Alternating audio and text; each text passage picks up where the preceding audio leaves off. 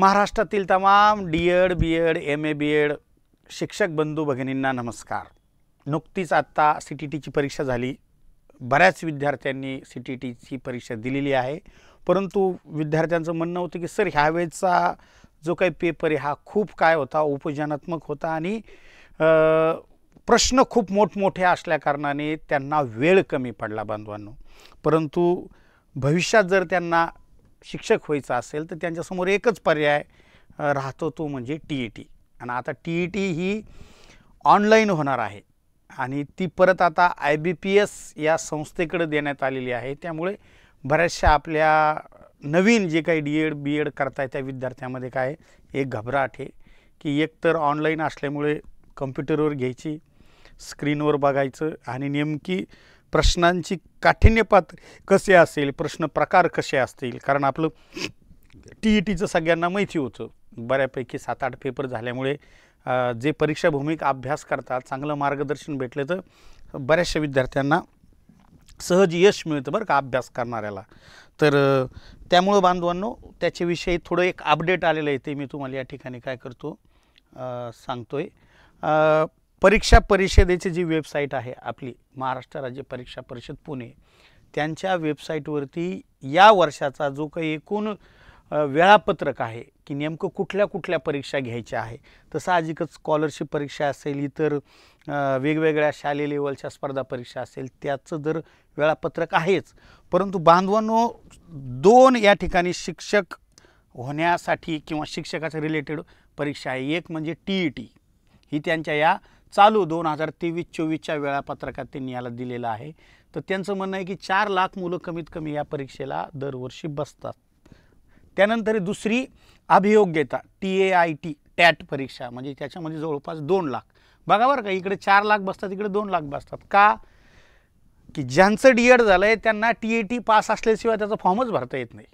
म्हणजे काही लोक म्हणत असतात की नुसतं लुटा आम्हाला, आणखीन परीक्षाच झाली नाही, कव्हर टी.ई.टी देता। अरे बांधवांनो, तू जसं डी.एड केलं आहे मग ते डी.एडच्या डिग्रीला तुला जर हे टी.ई.टीचं प्रमाणपत्र नसेल तर त्याला किंमतच नाही ना काही। मग तू आधीच इकडे यायचं नव्हतं, तिकडेच पोलीस भरतीच्या नादाला लागायचं। तुला जर चांगल्या व्यवस्थेत जायचं आहे, तुला समाजातील महत्त्वाचं स्थान मिळवायचं आहे, तुला कष्ट करावं लागणार आहे ना। त्यात आमची चुकी नाही ना।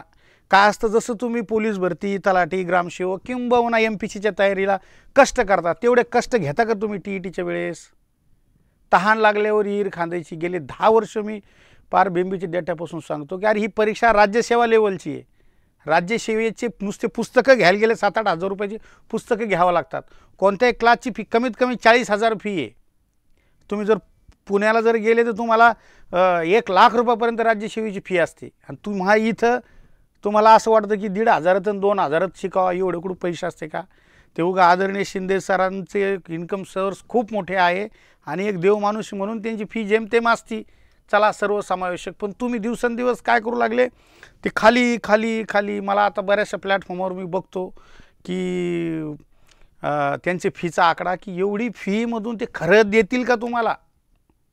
कारण ह्या परीक्षेमध्ये कमीत कमी पास व्हायचं म्हणजे बांधवांनो 1000 पेक्षा जास्त उपघटक आहे, 1000 पेक्षा जास्त। आणि ती 1000 उपघटक म्हणजे अप्रत्यक्षरित्या 1000 तास, आणि 1000 तास शिकवायला कमीत कमी फॅकल्टी लागत असती 4-5 जण, आणि यांनी ते तुम्हाला शिकवायचं म्हणजे तितक्या कमी फीमध्ये कसं शक्य आहे? आदरणीय शिंदे सरांकडे वेगवेगळ्या बॅचेस सुरू असतात सातत्याने, म्हणून ते शक्य होतं। चला असो, तो भाग वेगळा, परंतु मला आवर्जून तुम्हाला सांगायचं आहे कष्ट करावे लागतील। टी.ई.टी पास होताल तुम्ही, त्यात काही शंका नाही, परंतु कष्ट महत्त्वाचे आहे। आपल्या पोराला इतके आळशी लेकरं झालेले, जर ऑनलाईन क्लास मध्ये जर 500 मुलं ॲडमिशन असेल तर रेग्युलर ऑनलाईनच्या क्लासला मुलं 100च्या वरची मुलं नसतात।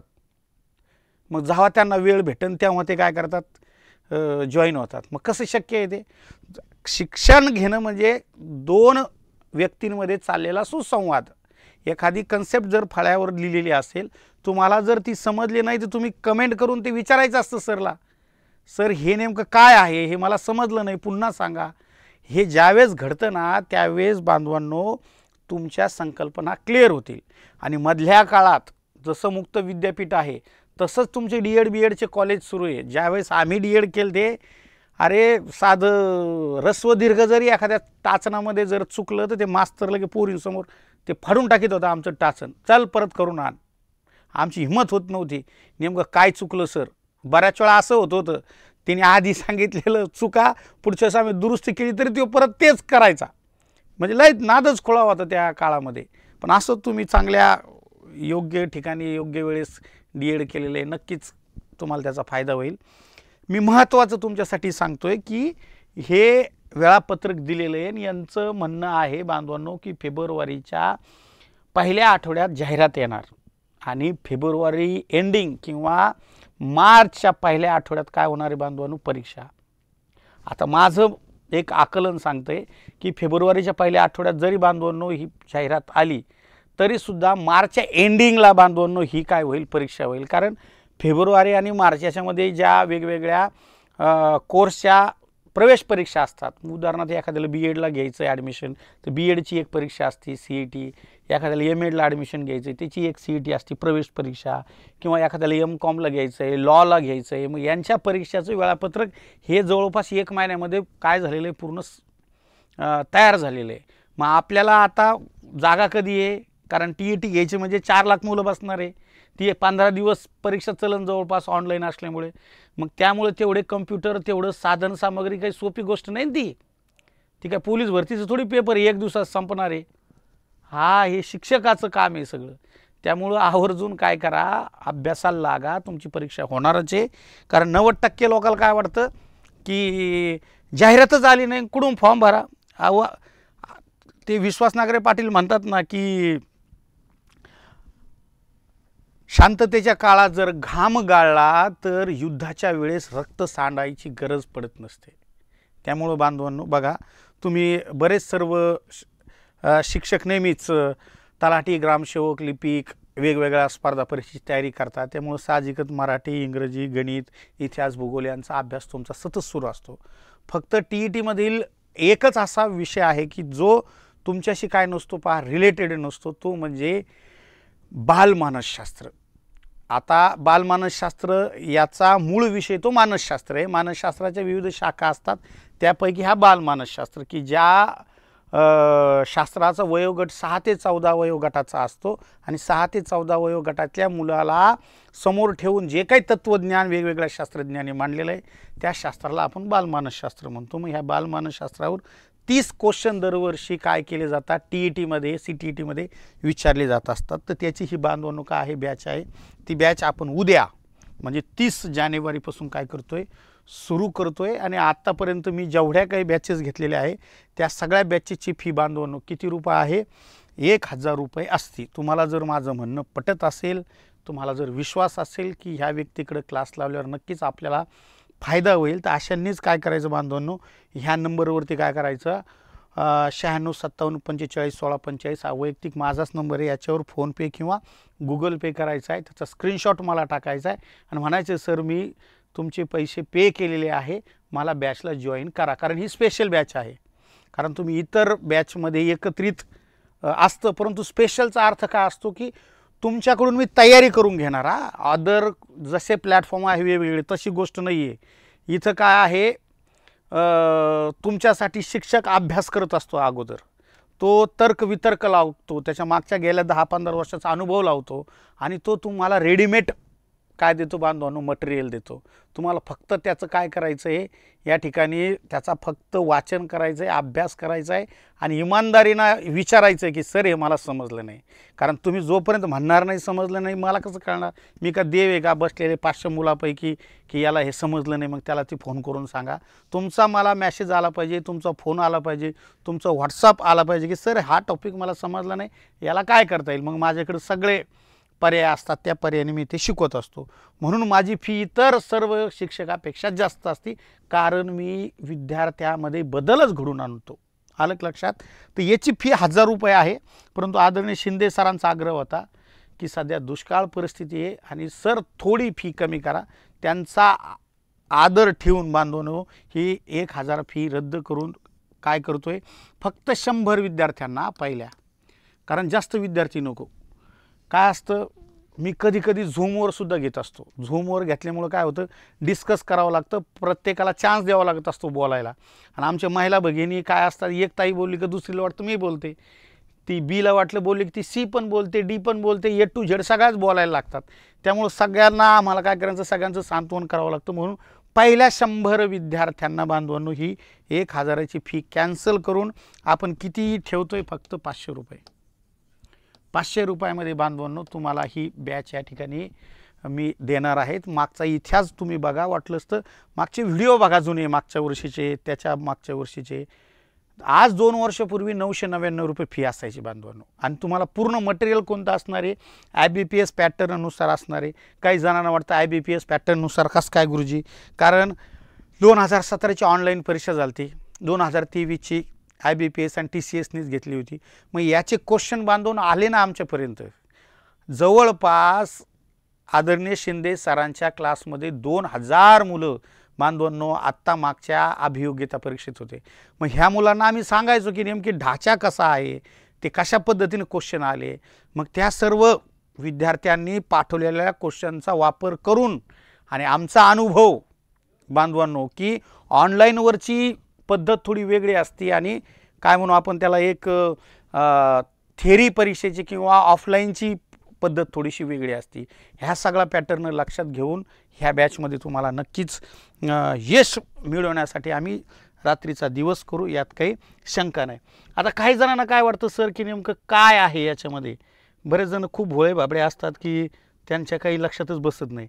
तर हे पहिला पेपर आहे पहा, ज्याला 1ली ते 5वी म्हणजे याचं नुसतं कोर DED झालेलं आहे 12वी नंतर अशांसाठी. इथं हा बालमानसशास्त्र नावाचा विषय असतो. इथं 30 क्वेश्चन येतात, त्याला 30 मार्क त्याच्यासाठी असतात. आणि तुम्हाला एका विषयात पास व्हायला म्हणजे 18 म्हणजे एकूण 90 मार्काला पास असतं. तर आपण 18×5 90 असं म्हणतो, म्हणून एका विषयात कमीत कमी 18 मार्क पडायला पाहिजे. पण एवढे सुद्धा मार्क पडत नाही, ही शोकांतिका आहे. किती आहे, शोकांतिका आहे बांधवांनो, एवढे सुद्धा मार्क पडत नाही. ते फुगीरपणामुळं, नाहीतर इतकं काय अवघड नाही ती गोष्ट. त्यानंतर पुढे पहा, मराठी असेल, इंग्रजी असेल, गणित असेल, परिसर अभ्यास असेल, या प्रत्येक विषयात. आणि आता तुम्हाला सांगतो महाराष्ट्रात कोणीच काय राहिलेलं नाही आहे, ओपन राहिलेलं नाही जवळपास. म्हणजे मराठा बांधवसुद्धा आता OBCमध्ये आलेले आहे कुणबी सर्टिफिकेटमुळे.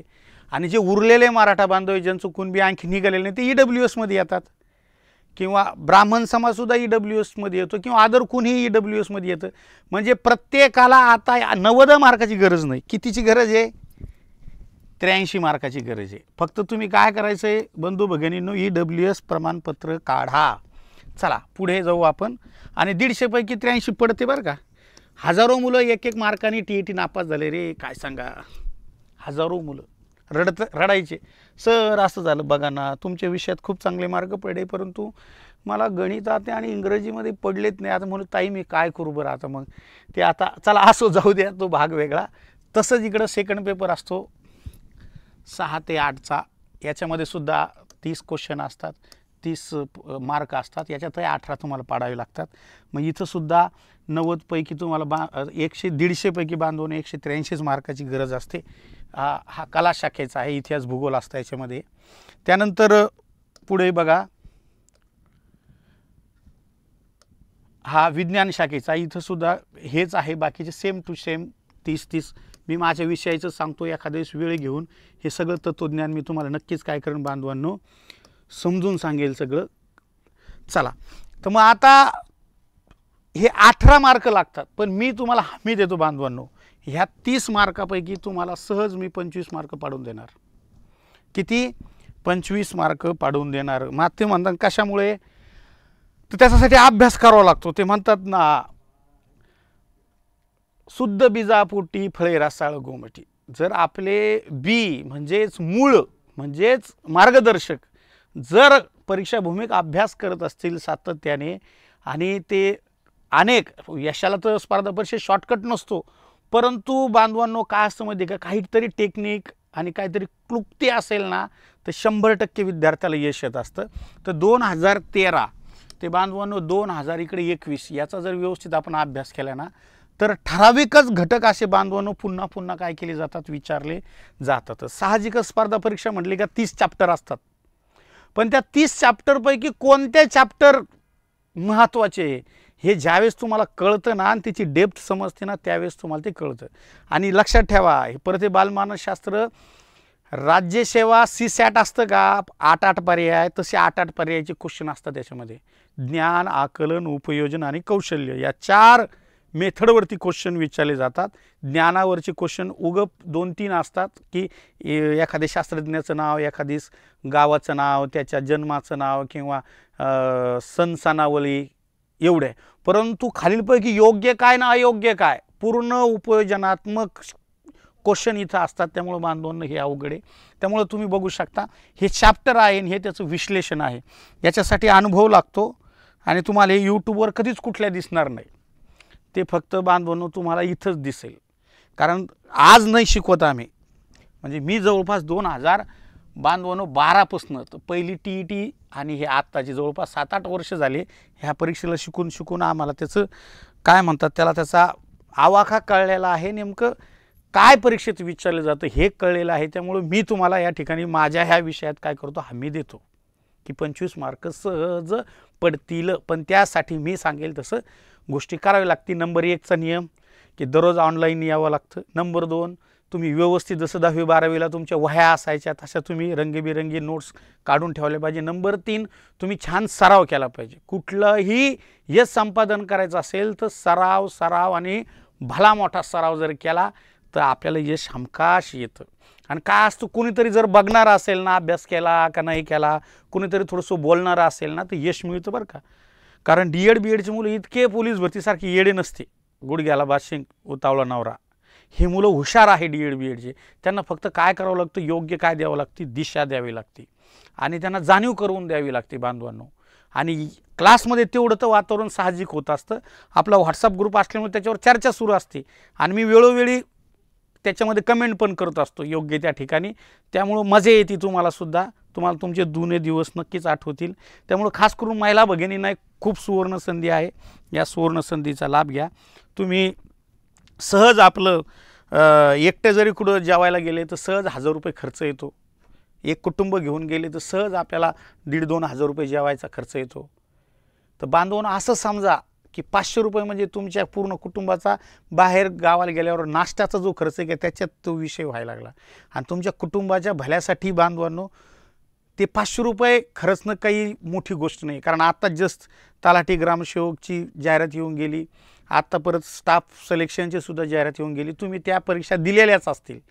त्यामध्ये जर फक्त बालमानसशास्त्राची तयारी केली का तुम्हाला पूर्ण तुमची TETची काय होऊन जाते तयारी होऊन जाते. चला मग आता ह्या बॅचेचं काय वैशिष्ट्य आहे की लाईव्ह प्लस रेकॉर्डेड आहे. दररोज लाईव्ह पण असणार आणि बांधवांनो नंतर तिचे रेकॉर्डेडसुद्धा तुम्हाला ते व्हिडिओ भेटून जातात. त्यानंतर अनलिमिटेड ॲक्सेस म्हणजे खूप वेळा तुम्ही ते व्हिडिओ बघू शकता. PDF स्वरूपात तुम्हाला नोट्स आहे. आणि मी म्हणलो नाही का मी झूमवर घेत असतो कारण ते समोरच्याला कळलं पाहिजे की नाही खरंच लिहिलं आहे का, नोट्स काढतोय का. नाही तर मी इकडं ओरडू सांगतोय ते तिकडं TV सुरू आहे, तिकडे सासू बॉम्बलायला लागली जेवायला वाढवणा, तिकडं मिस्टर वाट पाहतोय की मला कधी चहा करून द्यायला लागली. आणि ह्या गटमटीत जर तुम्ही नुसतं असं किचन वाट्यावर मोबाईल ठेवून जर फोडणी देत असन भाजीला मग कशा TET पास होणार आहे आपण. तुम्हाला वेळच द्यावा लागेल. तुमच्या PSI STIचा पगार आणि शिक्षकाचा पगार सारखा आहे. PSI STIला तुम्ही पार 18 तास अभ्यास करणार. मग तुम्ही याला काय 18 मिनिटात तयारी करणार आहे का. अहो इथं सुद्धा तेवढाच वेळ जर द्याला तर बांधवांनो तुमचं सहज तुम्ही यश मिळेल ना तुम्हाला. तिकडं तरी रात्रंदिवस काम करावं लागतं PSIला. मास्तरला काय काम असतं, नोकरी लागल्यावर फक्त 6 तास शाळा आहे. मज्जाच मज्जा आहे सगळी. डान्स करायला भेटतो, चित्र काढायला भेटतात, गाणे म्हणायला भेटतात, काही करू शकता तुम्ही. तसं PSIला बरं नाच बरं म्हणतो असं ऑफिसमध्ये अजिबात नाही जमणार. तुमचं क्षेत्र तसं आहे. त्यामुळं आवर्जून या क्षेत्रात खूप सुंदर आहे क्षेत्र. पण त्यासाठी तुम्हाला TET पास व्हावी लागेल. तर परत एकदा तुम्हाला मला सांगायचं आहे की तुम्हाला जर का माझं म्हणणं आवडलं असेल तर कसं जॉईन व्हायचं आहे. तर जॉईन होण्यासाठी तुम्हाला सगळ्यात पहिले काय करावं लागेल बंधू भगिनींनो, या माझ्या फोन नंबरवरती तुम्हाला काय करावं लागेल, फोन करावे लागेल आणि मला 500 रुपये फोनपे किंवा गुगल पे करायचा आहे. तो केल्यानंतर बांधवांनो याच व्हॉट्सअप नंबरवरती काय करायचा, स्क्रीनशॉट काय करायचा, टाकायचा आणि म्हणायचं सर मी पैसे पे केलेले आहे, 1000 ऐवजी फक्त 500 रुपयामध्ये तुम्हाला ही बॅच भेटून जाईल. आणि हे फक्त आदरणीय शिंदे सरांच्या आग्रहास्तव, नाहीतर मी स्पेशल बॅचची फी नेहमी किती ठेवत असतो, 1000 रुपयेच ठेवत असतो. कारण त्याची किंमत नसती ना. मग खूप कमी पैसे ठेवले का ते जॉईनच होत नाही आणि लाईव्ह आले नाही तर त्यांना समजणार आहे का, ते नाही समजत ना. तुमच्या लेकराच्या शाळेची किंवा कोचिंग क्लासची फी 1000 रुपये महिना असेल, 1000 रुपये महिना, आणि तुम्हाला अपेक्षा असते की शिक्षकाच्या परीक्षेची फी किती असावी, कमी असावी. आता याच्यापेक्षा कमी देऊच शकत नाही, शक्यच नाही. ते जवळपास 30 प्रकरणं शिकायची आपल्याला. 30 प्रकरणाचे एका प्रकरण हे 2 दिवस चालतं, म्हणजे 60 दिवस ही बांधवांनो बॅच चालणार आहे. जर परीक्षा लवकर जॉईन झाली तुम्हाला सकाळ आणि संध्याकाळ ती घ्यावं लागेल, डबल किंवा 2-2 तास सलग शिकून तुम्हाला काय करावं लागेल, ते घ्यावं लागेल. इतकं सोपं नसतं. ऑनलाईन प्लॅटफॉर्मवरती शब्द देणं, त्यातील त्या शिंदे सरांच्या क्लासवरून शब्द देणं म्हणजे ते काय तोंडचा खेळ नसतो. तो आता नेहमीचा काय म्हणतो तो सराव आहे, हातखंडा आहे, म्हणून ते शक्य आहे. नाही तर अदर प्लॅटफॉर्मला जा, एखाद्याला म्हणा की मी तुला 500 रुपयाची बॅच जॉईन करतो, मला 25 मार्क पाडून देशील का. त्यात मला अनुभव आहे ना, गेला 12 वर्ष जर एखादा विषय, तोच विषय जर तू 12 वर्ष शिकवत असेल तर त्याला अनुभव येऊन जातो ना, परीक्षेत काय विचारलं जातं. चला असो, ज्याला पटतंय त्यांनी खालच्या नंबरवरती कॉल करायचा आहे आणि सर मला ही बॅच जॉईन करायची असं विचारा, किंवा आणखीन काही तुमच्या समस्या असेल तर तुम्ही विचारू शकता. जय हिंद, जय महाराष्ट्र. ईश्वर तुम्हाला आनंदी सुखी ठेवो.